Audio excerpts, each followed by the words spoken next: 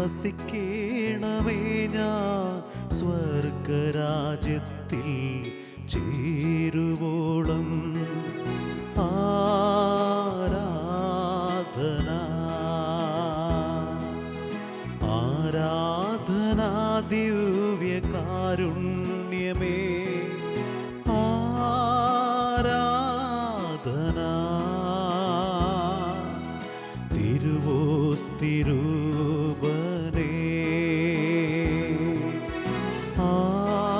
ആരാധന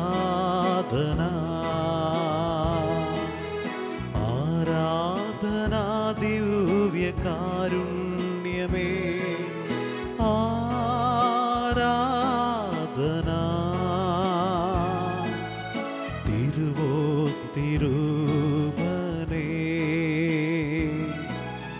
മാറ്റിടുന്നവ സൃഷ്ടിയായെന്നെ ശുദ്ധീകരിക്കണേ പൂർണ്ണമായി. മാറ്റിടുന്നവ സൃഷ്ടിയായെന്നെ ശുദ്ധീകരിക്കണേ പൂർണ്ണമായി. നിൻ ശാന്തിയുള്ളിൽ നിറച്ചെന്നെ നാഥ, വർഷിക്കാനിൻ കൃപമാരിയെന്നിൽ. ആരാധന ആരാധന ദിവ്യകാരുണ്യമേ, ആരാധന തിരുവോസ്തിരൂപനേ,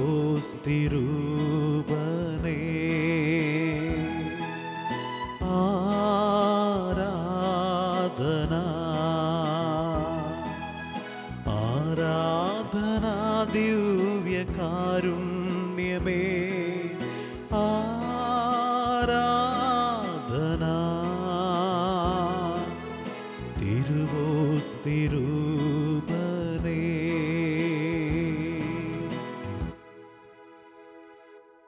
കാരുണ്യനായ കർത്താവേ, ഞങ്ങളെല്ലാവരും അങ്ങേ ആരാധിക്കുന്നു. ഇതാ എൻ്റെ ജീവിതവും നീ എനിക്ക് നൽകിയ എല്ലാ ദാനങ്ങളും നിന്റെ മുമ്പിൽ സമർപ്പിക്കുന്നു. നീ എല്ലാത്തിനെയും പുതുതാക്കണമേ, പുതിയ സൃഷ്ടിയാക്കി മാറ്റണമേ. പരിശുദ്ധ പരമ ദിവ്യകാരുണ്യ ഈശോയ്ക്ക് എന്നേരവും ആരാധനയും സ്തുതിയും പുകഴ്ചയും ഉണ്ടായിരിക്കട്ടെ. കർത്താവെ, ഞാൻ സമർപ്പിക്കുന്ന എൻ്റെ ജീവിതത്തെയും എൻ്റെ കുടുംബത്തെയും എൻ്റെ പൗരോഹിത്യ ജീവിതത്തെയും തിരുസഭ മുഴുവനെയും കർത്താവെ, നിന്റെ തിരുഹൃദയത്തിൽ നിന്നൊഴുകിയിറങ്ങുന്ന എല്ലാത്തിനെയും വിശുദ്ധീകരിക്കുന്ന, എല്ലാത്തിനെയും നവീകരിക്കുന്ന ആ പരിശുദ്ധ ചോര കൊണ്ട് കഴുകി വിശുദ്ധീകരിക്കണമേ എന്ന് ഞങ്ങൾ പ്രാർത്ഥിക്കുന്നു. പരിശുദ്ധ പരമ ദിവ്യകാരുണ്യ ഈശോയ്ക്ക് എന്നേരവും ആരാധനയും സ്തുതിയും പുകഴ്ചയും ഉണ്ടായിരിക്കട്ടെ. എല്ലാത്തിനെയും നവീകരിക്കുന്ന, പഴയതിനെയെല്ലാം മാറ്റി പുതിയ സൃഷ്ടിയാക്കി രൂപാന്തരപ്പെടുത്തുന്ന ഈശോയുടെ ആത്മാവേ, ഈശോയുടെ പരിശുദ്ധാത്മാവേ, എഴുന്നള്ളി വരണമേ. ഈ ശുശ്രൂഷയിലേക്ക്, ഈ ആരാധനയിലേക്ക് പറന്നിറങ്ങണമേ എന്ന് ഞങ്ങൾ പ്രാർത്ഥിക്കുന്നു. നീയാണല്ലോ പുത്തൻ അഭിഷേകം നൽകുന്ന ദൈവത്തിൻ്റെ ആത്മാവ്, ദൈവത്തിൻ്റെ അരൂപി, സ്വർഗീയ പ്രാവേ, നീ പറന്നിറങ്ങണമേ. നീ എൻ്റെ ചങ്കിലേക്ക്, എൻ്റെ ആത്മാവിലേക്ക്, ഈ കൂട്ടായ്മയിലേക്ക്, ഈ ആരാധനാ ശുശ്രൂഷയിലേക്ക് പറന്നിറങ്ങി എന്നെ മാറ്റണമേ, ഈശോയുടേതായി മാറ്റണമേ. പരിശുദ്ധ പരമ ദിവ്യകാരുണ്യ ഈശോയ്ക്ക് എന്നേരവും ആരാധനയും സ്തുതിയും പുകഴ്ചയും ഉണ്ടായിരിക്കട്ടെ. കർത്താവിൻ്റെ പ്രിയജനമേ, പുതിയ സൃഷ്ടിയാവുക, അതാണ് പരമപ്രധാനം. ഈ ആരാധന എന്നെ മാറ്റിമറിക്കട്ടെ, എന്നെ ഈശോയുടേതാക്കി മാറ്റട്ടെ. നമുക്ക് പ്രാർത്ഥിക്കാം. മാലാഖമാരോട് ചേർന്നും മറിയത്തോട് ചേർന്നും നമുക്ക് ദൈവത്തെ ആരാധിക്കാം. ആമേൻ, ആമേൻ. മിശിഹായിൽ സ്നേഹം നിറഞ്ഞവരെ, പൗലോസ് ശ്ലീഹ കൊറിന്തോസുകാർക്ക് എഴുതിയ 2-ാം ലേഖനത്തിൻ്റെ 5-ന്റെ 17-ാം തിരുവചനത്തിൽ പറയുന്നുണ്ടല്ലോ, ക്രിസ്തുവിലായിരിക്കുന്നവൻ പുതിയ സൃഷ്ടിയാണ്. പഴയത് കടന്നുപോയി, ഇതാ പുതിയത് കടന്നു വന്നിരിക്കുന്നു. പഴയത് കടന്നുപോയി, ഇതാ പുതിയത് വന്നിരിക്കുന്നു. പ്രിയപ്പെട്ടവരെ, കേരളത്തിലൊക്കെ മെയ് അവസാനത്തോടുകൂടി ജൂൺ ജൂലൈ മാസത്തിൽ വലിയ പേമാരിയും വലിയ മഴയും പെയ്യും. പുതിയ ചെടികൾ നാമ്പെടുക്കുന്നതും പുതിയ തൈച്ചെടികൾ നാമ്പെടുക്കുന്നതും പച്ചപ്പ് നിറയെ വിതറുന്നതും ഈ മഴയാണ്. മഴ ഭൂമി കുതിരുമ്പോൾ വേരോട്ടം കൂടും. പുതിയ ചെടികളൊക്കെ ആർത്ത് പിടിച്ച് പച്ചപ്പ് നിറയെ കൊണ്ടുവരും.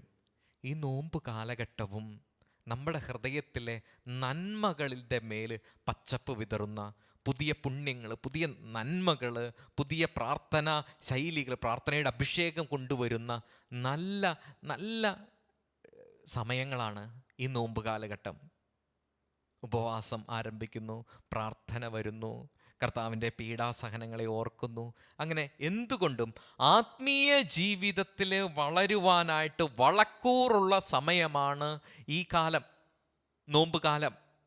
പുതിയ സൃഷ്ടിയായിട്ട് മാറുവാനായിട്ട് നമുക്ക് പരിശ്രമിക്കാം.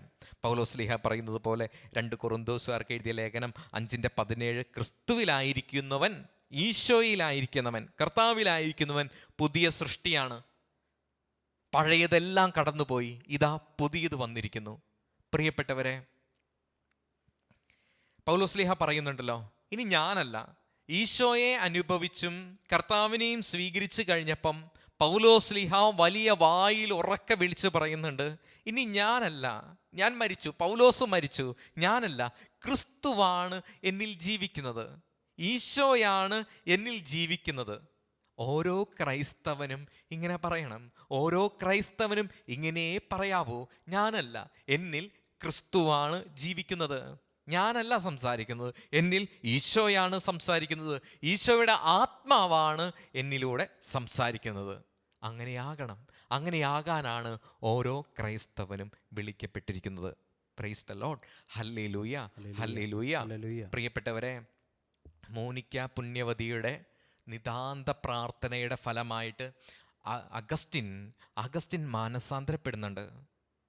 അഗസ്റ്റിൻ മാനസാന്തരപ്പെട്ട് ഒരു ദിവസം ഇങ്ങനെ തെരുവിലൂടെ കടന്നു പോകുമ്പോൾ, തെരുവിലൂടെ ഇങ്ങനെ നടന്നു നീങ്ങുമ്പോൾ മട്ടുപ്പാവിൽ നിന്ന് ഇന്നലകളുടെ ജീവിതത്തിൽ തോളത്ത് കൈയിട്ടവള്, ശരീരത്തോട് ചേർന്ന് കിടന്നവർ, അവരെല്ലാവരും മട്ടുപ്പാവിൽ നിന്നുകൊണ്ട് ഉറക്കെ വിളിച്ച് പറയുന്നുണ്ട്, അഗസ്റ്റിൻ ഇന്ന് ഈ രാത്രി എൻ്റെ കൂടെ വാ. അങ്ങനെ ഓരോ സ്ത്രീകളും മട്ടുപ്പാവിൽ നിന്ന് അഗസ്റ്റിൻ റോട്ടിലൂടെ സന്ധ്യാസമയത്ത് നടന്നു പോകുമ്പോൾ വിളിച്ച് പറയുന്നുണ്ട്, അഗസ്റ്റിൻ കേറി വാ, ഇന്ന് എൻ്റെ കൂടെ കിടക്ക്, നീ എൻ്റെ കൂടെ വസിക്ക്. അപ്പം അഗസ്റ്റിൻ, പഴയ അഗസ്റ്റിൻ അല്ല, പുതിയ അഗസ്റ്റിൻ വിളിച്ച് പറയുന്നുണ്ട്, അഗസ്റ്റിൻ മരിച്ചു. പഴയ അഗസ്റ്റിൻ മരിച്ചു. ഇത് പുതിയ അഗസ്റ്റിനാണ്.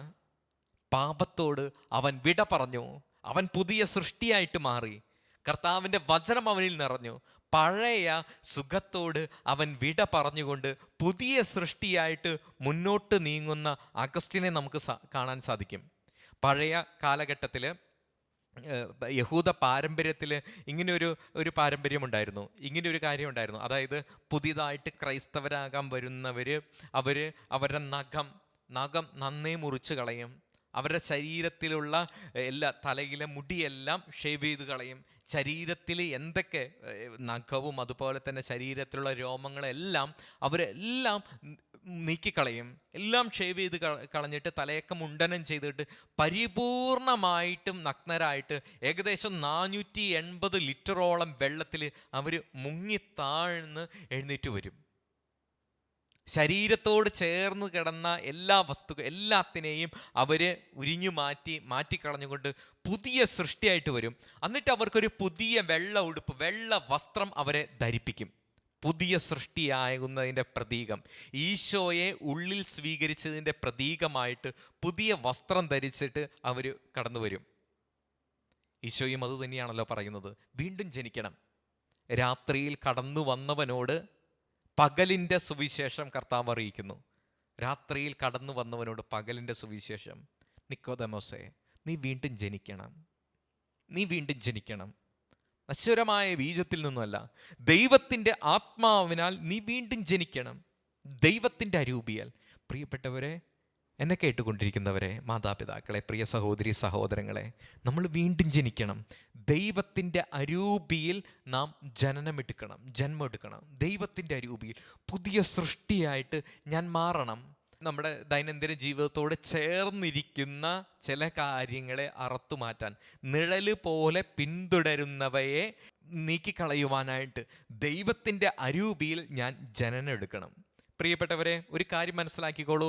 എന്തെങ്കിലും പാപത്തിൻ്റെതോ തെറ്റിൻ്റെയോ തിന്മയുടെ മേഖലകളെ നിങ്ങളുടെ കഴിവിലാണ്, നമ്മുടെ കഴിവിലാണ് ഞാൻ ആശ്രയിച്ച് അതിനെ മാറ്റിക്കളയാൻ ശ്രമിക്കുന്നത് എങ്കിൽ അത് ഒരിക്കലും വിജയിക്കില്ല, ഒരിക്കലും നടക്കില്ല.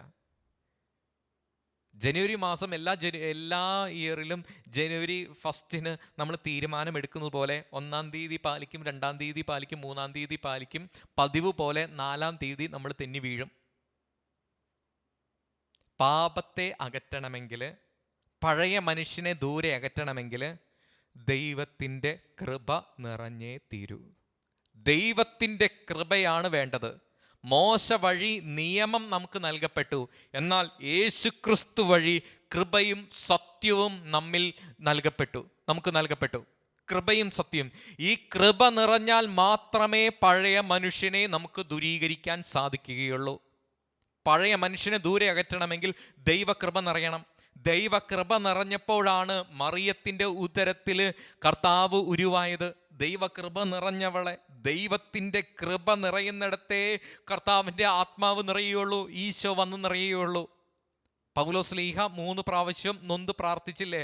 ഒരു മുള്ളുണ്ട്, ഇതും കൂടെ മാറ്റി തന്നിരുന്നെങ്കിൽ, കർത്താവെ ഇതും കൂടി നീ നീക്കി തന്നു എങ്കിൽ, നീക്കി തരുകയാണെങ്കിൽ ഞാൻ നിനക്ക് വേണ്ടി ഒന്നുകൂടെ ഓടാം. അപ്പോൾ കർത്താവ് ഈശോ പൗലോസിനോട് പറഞ്ഞത്, ആ പാപത്തിൻ്റെ മുള്ള് എന്തും ആയിക്കോട്ടെ, ആ മുള്ള അവിടെ ഇരിക്കട്ടെ പൗലോസെ, അത് അവിടെ ഇരിക്കട്ടെ. നിനക്ക് നിൻ്റെ മുള്ളിനെ അതിലംഘിക്കുന്ന, നിൻ്റെ ബലഹീനതയെ അതിലംഘിക്കുന്ന എൻ്റെ കൃപ മതി, നിനക്ക് എൻ്റെ കൃപ മതി. അതേ പ്രിയപ്പെട്ടവരെ, ദൈവത്തിൻ്റെ കൃപയാൽ നിറഞ്ഞ് നമുക്ക് പുതിയ സൃഷ്ടിയാകാം.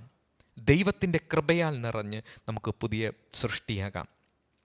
ബെനഡിക്റ്റൻ ആശ്രമങ്ങളിൽ പണ്ടൊക്കെ ഇങ്ങനെ അവരുടെ സന്യാസ മുറികളിൽ അവർ കയറി വന്ന, ആശ്രമത്തിൽ ചേരാൻ കയറി വന്ന പഴയ വസ്ത്രം അവരുടെ ഭിത്തിയിൽ ഇങ്ങനെ തൂക്കിയിടും. എല്ലാ ദിവസവും രാവിലെ സന്യാസി എഴുന്നേൽക്കുമ്പോൾ അത് കാണും. അവനെ ഓർമ്മിപ്പിക്കുന്നത് ഇതാണ്: പഴയ മനുഷ്യൻ ഇവിടെയുണ്ട്, നിൻ്റെ പഴയ ചരിത്രം ഇവിടെയുണ്ട്. നീ എന്ന് പഴയതിലേക്ക് കടന്നു പോകാൻ ആഗ്രഹിക്കുന്നോ, അന്ന് ഈ പഴയ വസ്ത്രം ധരിച്ച് നിനക്ക് കടന്നു പോകാം, പുതിയ സൃഷ്ടിയാകാം. പ്രിയപ്പെട്ടവരെ, പഴയ വസ്ത്രങ്ങളെല്ലാം ഉരിഞ്ഞു മാറ്റി നമുക്ക് പുതിയ സൃഷ്ടിയാകാനായിട്ട് ആഗ്രഹിക്കാം. കർത്താവിൻ്റെ ആത്മാവ് നിറയട്ടെ. ഇതിനുള്ള കൃപ നമുക്ക് നൽകപ്പെടട്ടെ. കർത്താവിൻ്റെ ആത്മാവ് നമുക്ക് നൽകും ദൈവ ആരാധനയിലൂടെ. ഈ ആരാധനയിലൂടെ ദൈവത്തിൻ്റെ ആത്മാവ് നമ്മെ നവീകരിക്കട്ടെ. സാധിക്കുന്നവരെല്ലാം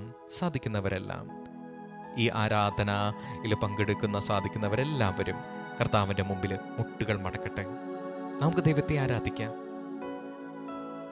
ശിവേ, എല്ലാം നവീകരിക്കുന്ന ദൈവത്തിൻ്റെ പരിശുദ്ധാത്മാവേ, എൻ്റെ ചങ്കിൽ, എൻ്റെ കുടുംബത്തിൽ, എൻ്റെ ഹൃദയത്തിൽ, എൻ്റെ ആത്മാവിൽ വന്നു നിറയണമേ. എല്ലാത്തിനെയും നവീകരിക്കുന്ന ദൈവത്തിൻ്റെ പരിശുദ്ധാത്മാവേ, കടന്നു വരണമേ.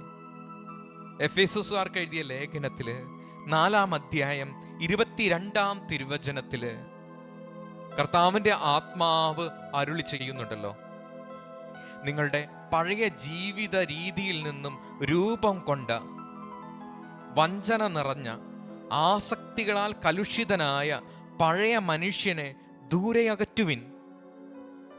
പാപത്താലും വഞ്ചനകളാലും ആസക്തികളാലും നിറഞ്ഞ കലുഷിതനായ ആ പഴയ മനുഷ്യനെ ദൂരെ അകറ്റുവാൻ ദൈവത്തിൻ്റെ രൂപിയെ കടന്നു വരണമേ.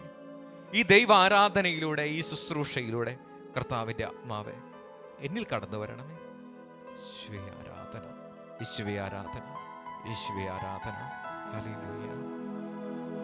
ഉരിഞ്ഞു പോരാത്തൊരു ഉടുവസ്ത്രം പോ ഉയിരിൻ്റെ ഭാഗമാം ശീലങ്ങളെ ഉരിഞ്ഞു പോരാത്തൊരു ഉടുവസ്ത്രം പോൽ ഉയിരിൻ്റെ ഭാഗമാം ശീലങ്ങളെ കഴുകി എന്നെ പുതുപുത്തനാക്കി അൾത്താരയിലെത്തിക്കണേ. നാഥാരാധന ആരാധന, കർത്താവേ ആരാധന, നാഥാരാധന ആരാധന, ഈശോ ഈശോ ആരാധന ആരാധന, ഈശോയേ ഈശോ ആരാധന ആരാധന, നാഥാരാധന ആരാധന. കർത്താവേ, നിഴല് പോലെയാണ് എന്നോട് ഒട്ടിച്ചേർന്നിരിക്കുന്നത്. ഇത് നിഴല് പോലെയാണ് ഒട്ടിച്ചേർന്നിരിക്കുന്നത്. ഒത്തിരി ആഗ്രഹമുണ്ട്, ഒത്തിരി ആഗ്രഹമുണ്ട്. എത്രയോ പ്രാവശ്യം, എത്രയോ നോമ്പ് കാലഘട്ടത്തിൽ ഇതുപോലെ ഞാൻ തീരുമാനമെടുത്തിരിക്കുന്നു, ഇതുപോലെ ഞാൻ തീരുമാനം എടുത്തിട്ടുണ്ട്. പക്ഷെ 1-2 ദിവസം കഴിയുമ്പോൾ താണ വീണു പോകുന്നു, ഞാൻ വീണു പോകുന്നു. ഒരു പക്ഷെ ഞാൻ എൻ്റെ കഴിവിൽ ആശ്രയിച്ചു കൊണ്ടായിരിക്കാം ഞാൻ എൻ്റെ തീരുമാനങ്ങൾ എടുക്കുന്നത്. നിന്റെ ദൈവത്തിൻ്റെ കൃപ, സ്വർഗത്തിൻ്റെ കൃപ നിറയപ്പെടുവാനായിട്ട് കർത്താവെ വീണ്ടും പ്രാർത്ഥിക്കുന്നു. പൗലോസ് നിലനിന്നത് ദൈവകൃപയാല, നിന്റെ വിശുദ്ധര് നിലനിന്നത് ദൈവത്തിന്റെ കൃപയാല. ആരും അവരുടേതായ യോഗ്യത കൊണ്ടൊന്നുമല്ല വിശുദ്ധരായത്, മറിച്ച് ദൈവകൃപയിൽ ആശ്രയിച്ചുകൊണ്ട് ദൈവകൃപ മുറുകെ പിടിച്ചാണ് അവർ മുന്നോട്ട് പോയത്. കർത്താവെ, ഈ ആരാധനയിൽ ഞാൻ ചോദിക്കുന്നത് മറ്റൊന്നുമല്ല, മറ്റൊന്നും വേണ്ട, എനിക്ക് മറ്റൊന്നും വേണ്ട. എനിക്ക് പുതിയ സൃഷ്ടിയാകുവാൻ നിന്റെ സഹായം കൂടിയേ തീരൂ, നിന്റെ സഹായം കൂടിയേ തീരൂ. നിന്റെ കൃപ എന്നെ ഭരിക്കട്ടെ, നിന്റെ കൃപ എന്നിൽ ഭരിക്കട്ടെ, നിന്റെ കൃപ ഭരിക്കട്ടെ, നിന്റെ കൃപ എന്നിൽ ഭരിക്കട്ടെ, നിറയപ്പെടട്ടെ. ദൈവകൃപയാൽ, ദൈവകൃപയാൽ നിറയപ്പെടട്ടെ.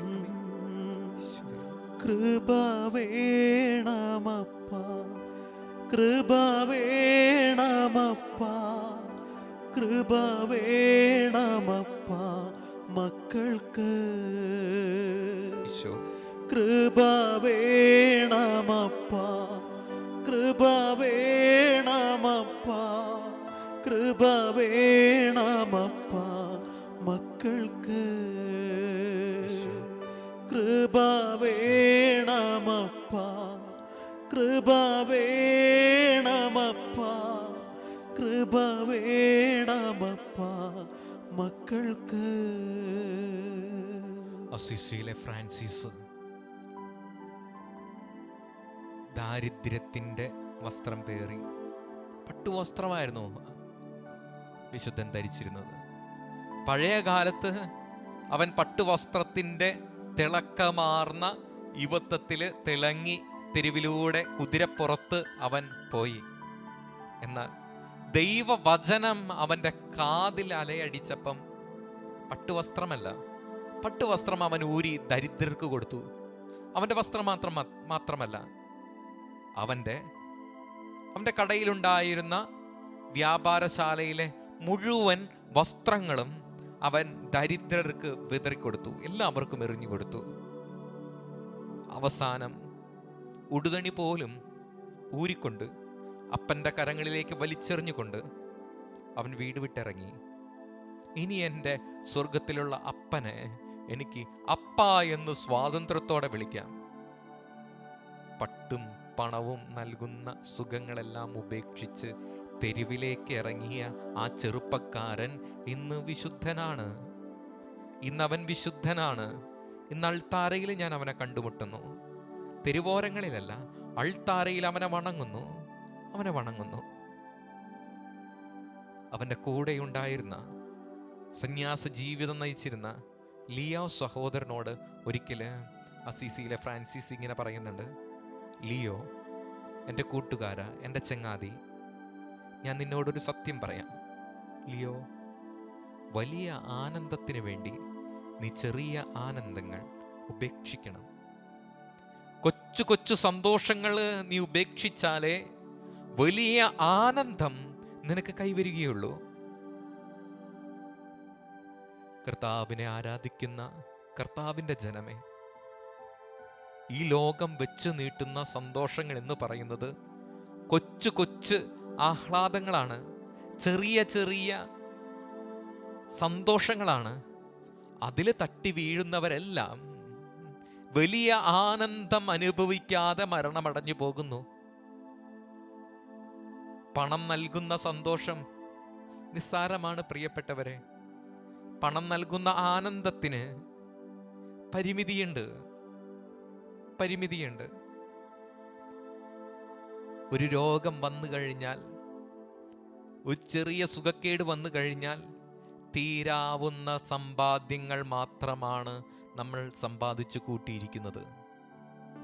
ഒരു രോഗത്തിന് എടുത്തു മാറ്റാൻ പറ്റാവുന്ന സമ്പാദ്യമേ എൻ്റെ കുടുംബത്തിലുള്ളൂ, എൻ്റെ കരങ്ങളിലുള്ളൂ. ഇത്രയേ ഉള്ളൂ മനുഷ്യൻ. ഫ്രാൻസിസ് അസീസിയിലെ ഫ്രാൻസിസ് പറയുന്നത് പോലെ, കൊച്ചു സന്തോഷങ്ങൾ ദൂരെ അകറ്റിക്കളഞ്ഞാൽ, കൊച്ചു സന്തോഷങ്ങൾ ഹൃദയത്തിൽ നിന്ന് മാറ്റിക്കഴിഞ്ഞാൽ ദൈവം നൽകുന്ന ശാശ്വതമായ സമാധാനവും ആനന്ദവും എന്നിൽ നിറയും. അത് സത്യമാണ്. അത് നിറയപ്പെടുന്നത് ഈ ആരാധനയിലൂടെ, ഈ ദൈവാരാധനയിലൂടെ, ഈ നമ്മുടെ കുടുംബത്തിലുള്ള അനുദിന പ്രാർത്ഥനയിലൂടെ, നമ്മുടെ ഇടവക ദേവാലയത്തിലെ പരിശുദ്ധ കുർബാനയിലൂടെ എല്ലാമാണ് ലഭിക്കുന്നത്. അതിൽ നിന്ന് കിട്ടുന്ന ചൈതന്യം, അതിൽ നിന്ന് കിട്ടുന്ന അഭിഷേകം എന്നെ പഴയ ചെയ്തികളിൽ നിന്ന് ദൂരെ അകറ്റാനും, പഴയ മനുഷ്യൻ്റെ വാസനകളിൽ നിന്ന് ദൂരെ മാറി പുതിയ സൃഷ്ടിയാകുവാനായിട്ടും ഉള്ള അഭിഷേകവും കൃപയും എനിക്ക് ലഭിക്കും. നമുക്ക് ആഗ്രഹിക്കാം, നമുക്ക് പ്രാർത്ഥിക്കാം. കർത്താവേ, കുടുംബത്തിലുള്ള കൊച്ചു കൊച്ചു ഈ ലോകത്തിൻ്റെതായ സന്തോഷങ്ങളിൽ കുടുങ്ങിക്കിടക്കാതെ വലിയ ആനന്ദം, പരിശുദ്ധാത്മാവ് നൽകുന്ന വലിയ ആനന്ദത്തിന് വേണ്ടി എനിക്ക് എൻ്റേതായ വ്യക്തിപരമായ സ്വകാര്യതയിലുള്ള സന്തോഷങ്ങൾ നൽകുന്ന കാര്യങ്ങൾ ബലി കഴിക്കുവാൻ, ഇപ്പോൾ ഈ ആരാധനയിൽ ഈ നിമിഷം ബലി കഴിക്കുവാൻ കൃപ നൽകണമേ. ഞാനിപ്പോൾ നിനക്ക് വാക്കു നൽകുന്നു. നമുക്ക് പ്രാർത്ഥിക്കാം പ്രിയപ്പെട്ടവരെ. നമ്മുടെ കരങ്ങൾ ഹൃദയത്തോട് ചേർത്ത് ഇങ്ങനെയൊന്ന് ഓർത്തേ. ഒരു പക്ഷേ പഴയ മനുഷ്യൻ്റെ ചില കാര്യങ്ങൾ, എത്ര ഉപേക്ഷിച്ചിട്ടും പറ്റാത്ത കാര്യങ്ങൾ, കർത്താവിൻ്റെ കൃപ ചോദിച്ച് ബലി കഴിക്കുവാനായിട്ടൊന്ന് പരിശ്രമിച്ച് നമുക്ക് ഏറ്റു പറയാം. നമ്മുടെ ബലഹീനതകൾ, മക്കളുടെ ബലഹീനതകൾ മാതാപിതാക്കൾ അറിയുന്നുണ്ടെങ്കിൽ അവർക്ക് വേണ്ടി പ്രാർത്ഥിച്ച്. മദ്യപാനമായിരിക്കാം, ദുശീലങ്ങളായിരിക്കാം, എന്തുമായിക്കോട്ടെ, ബലി കഴിക്കുവാൻ ദൈവത്തിൻ്റെ ആത്മാവ് ഇറങ്ങി വരും. ബലി കഴിക്കുവാൻ ഊരിയ മാളുമായിട്ട് മിഖായേൽ ഇറങ്ങി വരും, നമ്മെ സഹായിക്കും. എല്ലാം സമർപ്പിച്ച്, എല്ലാം കൊടുത്തുകൊണ്ട്, സർവ്വതും കൊടുത്തുകൊണ്ട് പുതിയ സൃഷ്ടിയാകുവാൻ, ഇതാ നിന്നെ പുതിയ സൃഷ്ടിയാക്കി മാറ്റുവാൻ, ഇതാ നിന്നെ സൃഷ്ടിച്ച നിന്റെ കർത്താവ് നിന്റെ ശിരസ്സിന് മുകളിൽ അവൻ ഉയരാൻ പോകുന്നു. ഇവൻ കൃപ നൽകും, ഇവൻ ബലം നൽകും. നമ്മുടെ കർത്താവിൻ്റെ ആശീർവാദം നമുക്ക് സ്വീകരിക്കാം. നമ്മുടെ ബലഹീനതകളിൽ അവൻ്റെ കൃപ നിറയട്ടെ, അവൻ്റെ ശക്തി പ്രകടമാകട്ടെ. നീ പുതിയ സൃഷ്ടിയാകും. ആമേൻ, ആമേൻ.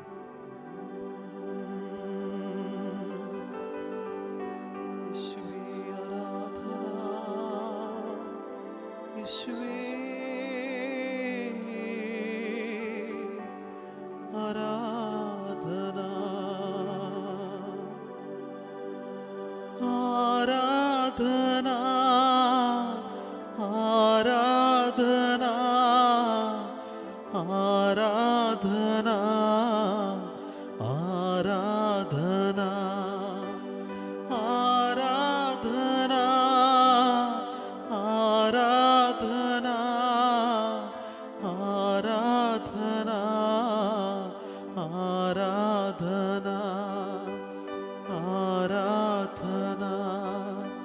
ആരാധന.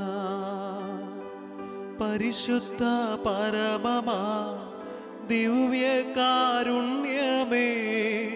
ഇന്നുമെന്നും അങ്ങേക്കാരാധന.